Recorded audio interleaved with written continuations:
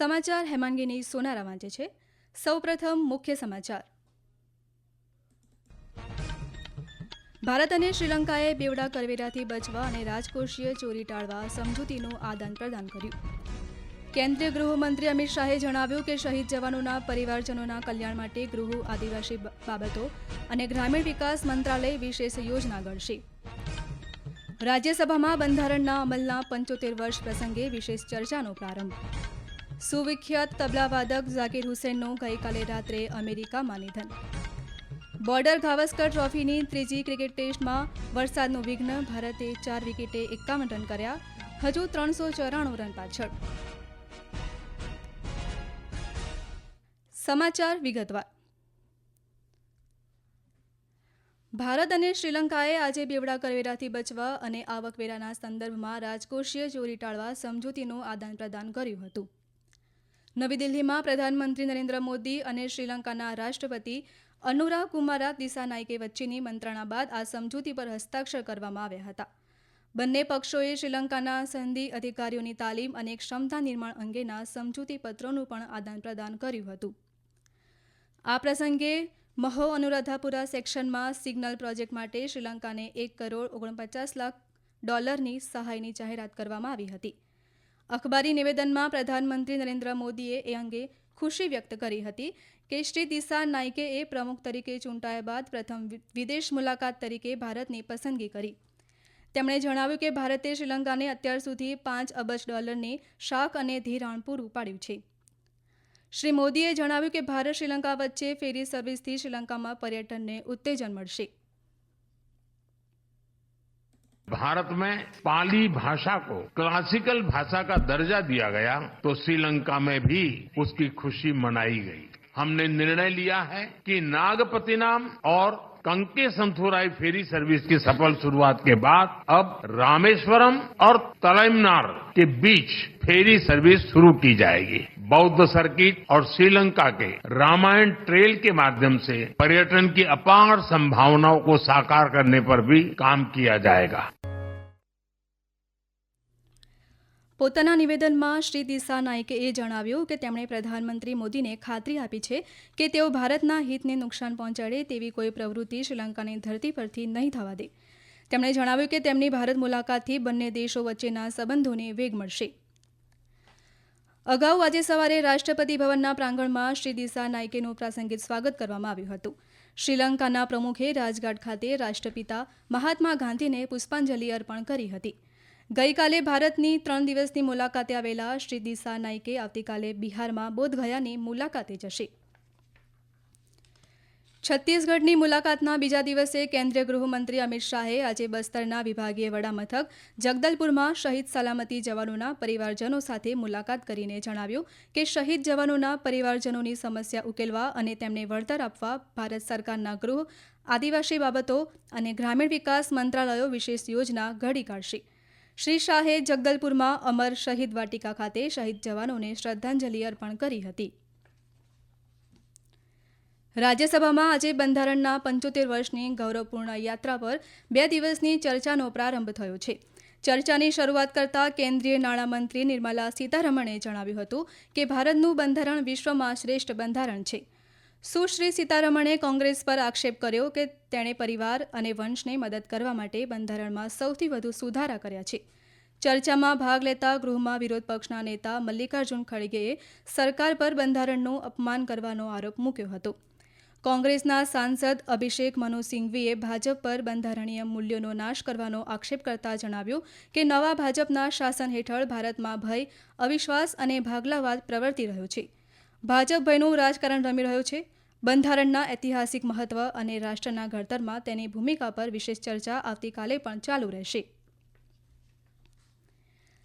આર્મેનિયાની national એસેમ્બલીના પ્રમુખ એલેન સિમોનિયાનના વડપણ હેઠળ સંસદીય પ્રતિનિધિ મંડળે આજે રાષ્ટ્રપતિ ભવન ખાતે રાષ્ટ્રપતિ દ્રૌપદી મુર્મુની મુલાકાત લીધી હતી.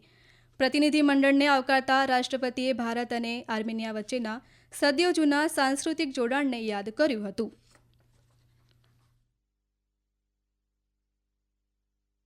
આ રાષ્ટ્રીય સમાચાર આપ આકાશવાણી પરથી સાંભળી રહ્યા છો. આ સમાચાર આપ અમારી YouTube channel AIR news Gujarat પર પણ સાંભળી શકશો. વધુ સમાચાર માટે અમારી વેબસાઇટ newsonair.gov.in/gujarati અને અમારા એક્સ હેન્ડલ AIR_news_ABAD ને ફોલો કરશો.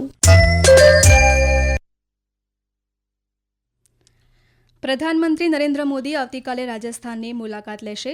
શ્રી મોદી રાજસ્થાન સરકારની 1 વર્ષની સમાપ્તિ પ્રસંગે આયોજિત 1 વર્ષ પરિણામ ઉત્કર્ષ કાર્યક્રમમાં ભાગ લેશે.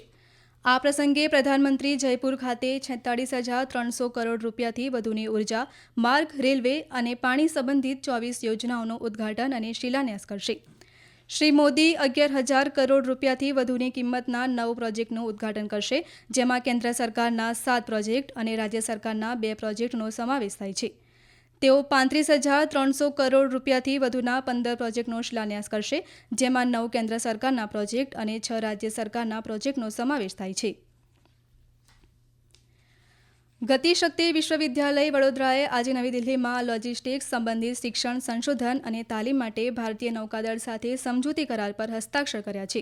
ભારતીય નૌકાદળમાં controller of logistics vice admiral Deepak Kapoor અને ગતિશક્તિ વિશ્વવિદ્યાલયના વાઇસ ચાન્સેલર પ્રોફેસર મનોજ ચૌધરીએ આ સમજૂતી પત્ર પર હસ્તાક્ષર કર્યા હતા. રેલવે મંત્રાલયે એક નિવેદનમાં જણાવ્યું હતું કે આ સહયોગ supply chain management, multi modal transportation અને લોજિસ્ટિક્સમાં ટકાઉપણું પર ધ્યાન કેન્દ્રિત કરીને ભારતીય નૌકાદળના લોજિસ્ટિકલ માળખાને મજબૂત બનાવશે. ગતિશક્તિ વિશ્વવિદ્યાલય ભારતની પ્રથમ પરિવહન યુનિવર્સિટી છે.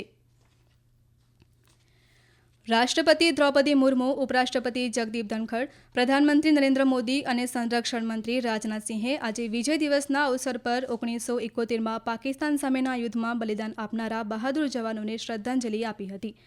સોશિયલ મીડિયા પોસ્ટમાં રાષ્ટ્રપતિ મુર્મુએ શૂરવીર જવાનોના અંતિમ બલિદાનને યાદ કરીને જણાવ્યું કે તેમની ગાથા દરેક ભારતીયને પ્રેરણા આપે છે અને રાષ્ટ્રીય અભિમાનનો સ્ત્રોત છે. ઉપરાષ્ટ્રપતિ જગદીપ ધનખડે પણ જવાનોના શૌર્ય અને નિસ્વાર્થ બલિદાનની પ્રશંસા કરી હતી. પ્રધાનમંત્રી નરેન્દ્ર મોદીએ સોશિયલ મીડિયા પોસ્ટમાં જણાવ્યું કે 1971માં આજના દિવસે ભારતની ઐતિહાસિક જીતમાં યોગદાન આપનારા બહાદુર સૈનિકોની હિંમત અને બલિદાનનું રાષ્ટ્ર સન્માન કરે છે. સંરક્ષણ મંત્રી રાજનાથસિંહે નવી દિલ્હીમાં રાષ્ટ્રીય યુદ્ધ સ્મારક ખાતે શહીદોને પુષ્પાંજલિ અર્પણ કરી હતી. સુવિખ્યાત તબલાવાદક ઝાકિર હુસેનનું ગઈકાલે રાત્રે અમેરિકામાં નિધન થયું છે. તેઓ 73 વર્ષના હતા. તેમના પરિવારજનોના સૂત્રોના જણાવ્યા મુજબ સ્વર્ગસ્થ ઝાકિર હુસેન મધુપ્રમેહ સંબંધિત સમસ્યાથી પીડાતા હતા. આ અગાઉ તેમને સાન ફ્રાન્સિસ્કોની એક હોસ્પિટલમાં દાખલ કરાયા હતા. ઝાકિર હુસેનનો જન્મ 9 માર્ચ 1951ના રોજ મુંબઈમાં થયો હતો. 6 દાયકાની સુદીર્ઘ કારકિર્દીમાં તેમણે 5 ગ્રેમી પુરસ્કાર જીત્યા હતા. રાષ્ટ્રપતિ, ઉપરાષ્ટ્રપતિ અને પ્રધાનમંત્રી નરેન્દ્ર મોદીએ ઝાકિર હુસેનના નિધન પર શોક વ્યક્ત કર્યો છે. બ્રિસ્બેનના ગાબા ખાતે બોર્ડર ગાવસ્કર ટ્રોફીની ત્રીજી ક્રિકેટ ટેસ્ટમાં આજે સવારે વરસાદના કારણે ત્રીજા દિવસની રમત અટકાવી દેવાઈ હતી. ભીના મેદાનને કારણે અટકી ગયેલી રમત પહેલા ભારતે 4 વિકેટે 51 રન કર્યા હતા. KL રાહુલ 33 અને કેપ્ટન રોહિત શર્મા 0 રને રમતમાં છે. અગાઉ ઓસ્ટ્રેલિયાની ટીમ પ્રથમ ઇનિંગમાં 445 રન બનાવીને ઓલ આઉટ થઈ ગઈ હતી. ભારત હજુ 394 રન પાછળ છે અને ફોલો ઓન ટાળવા માટે કુલ 246 રન કરવા જરૂરી છે. ભારતીય જનતા પાર્ટી આજે કોંગ્રેસના વરિષ્ઠ નેતા સોનિયા ગાંધીને દેશના પ્રથમ પ્રધાનમંત્રી જવાહરલાલ નહેરુએ દાનમાં આપેલા પત્રો પ્રધાનમંત્રી સંગ્રહાલય અને ગ્રંથાલયને પરત કરવાની માંગણી કરી છે. પક્ષે જણાવ્યું છે કે ઐતિહાસિક દસ્તાવેજો દેશની સંપત્તિ છે. નવી દિલ્હીમાં પત્રકારો સાથેની વાતચીતમાં ભાજપના પ્રવક્તા સંબિત પાત્રાએ માધ્યમના અહેવાલને ટાંકીને જણાવ્યું કે સંગ્રહાલયના તત્કાલીન ડિરેક્ટરની મંજૂરી બાદ કોંગ્રેસના ભૂતપૂર્વ પ્રમુખ સોનિયા ગાંધીને વર્ષ 2008માં 51 ખોખા ભરીને આ પત્રો આપવામાં આવ્યા હતા. અંતમાં મુખ્ય સમાચાર ફરી એકવાર. ભારત અને શ્રીલંકાએ બેવડા કરવેરાથી બચવા અને રાજકોષીય ચોરી ટાળવા સમજૂતીનું આદાન પ્રદાન કર્યું. કેન્દ્રીય ગૃહમંત્રી અમિત શાહે જણાવ્યું કે શહીદ જવાનોના પરિવારજનોના કલ્યાણ માટે ગૃહ, આદિવાસી બાબતો અને ગ્રામીણ વિકાસ મંત્રાલય વિશેષ યોજના ઘડશે.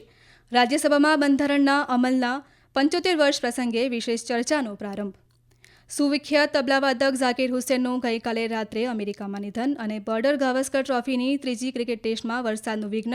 ભારતે 4 વિકેટે 51 રન કર્યા, હજુ 394 રન પાછળ. આકાશવાણી પરથી સમાચાર પૂરા થયા.